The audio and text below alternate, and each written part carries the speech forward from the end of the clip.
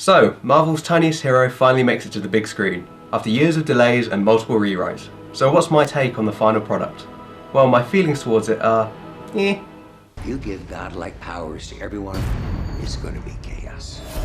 So how do we stop him? I know a guy. Scott, I've been watching you for a while. You're different. And I believe everyone deserves a shot at redemption. Do you? Absolutely. My days of breaking into places and stealing stuff are over. What do you want me to do? I want you to break into a place and steal some stuff. Makes sense. So, to elaborate on that very detailed critique, it's not a bad film, it's just far from what it could have been.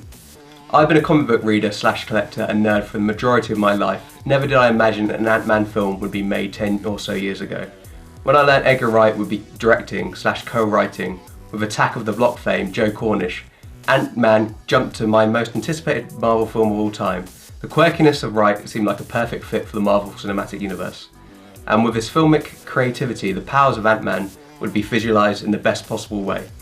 When I heard Wright and Cornish had left the production, my interest in the film was substantially diminished. That's not to say Adam McKay and Paul Rudd's writing style is bad.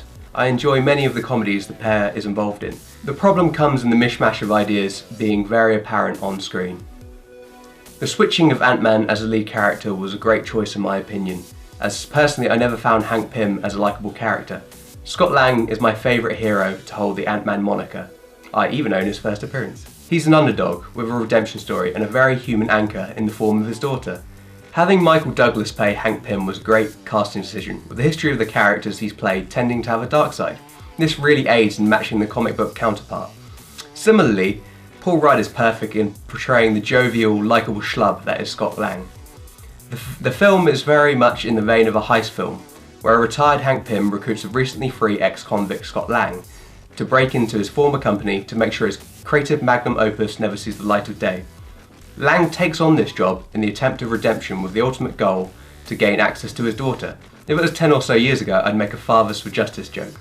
The relationship Lang has with his daughter mirrors Pym's relationship he has with his own daughter, where he in effect is attempting to win her back. The main problems with the film, aside from clunky exposition and a muddling of ideas, come from the comic relief and the villain of the film. The comic relief unfortunately being anything but comic or relieving. I don't blame the actors for the comedy missing the mark with me, they are just unnecessary to the film's core. They felt as though they were added after the fact due to an insecurity that the film wouldn't work without an element of broad humour. They reminded me too much of the Darcy subplot in For the Dark World, which is never a good thing. As for the villainous Yellow Jacket, he reminded me of the early 2000s portrayal of a supervillain, i.e. Colin Farrell's Bullseye, where chewing the scenery and just being villainous were enough to be the antagonist of the film. They tried to give him some depth by making him a former student and protege of Pym's, but it never really amounts to him being any less of a caricature.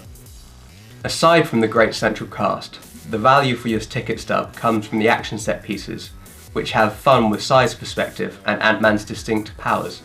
There is a fantastic cameo from another hero within the Marvel Cinematic Universe, which I won't spoil. However, Marvel has spoilt it themselves within their promotional material.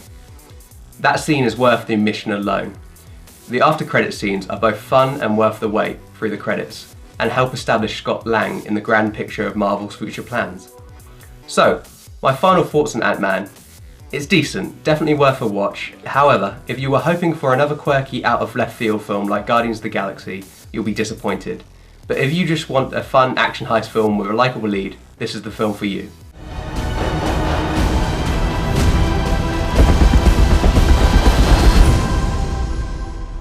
One question. Is it too late to change the name?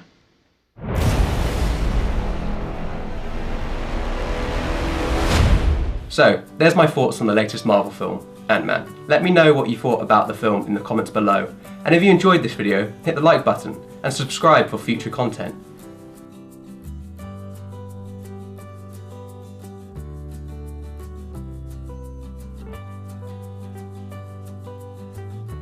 What do you bet if this does well, Disney will reboot Honey, I Shrunk the Kids?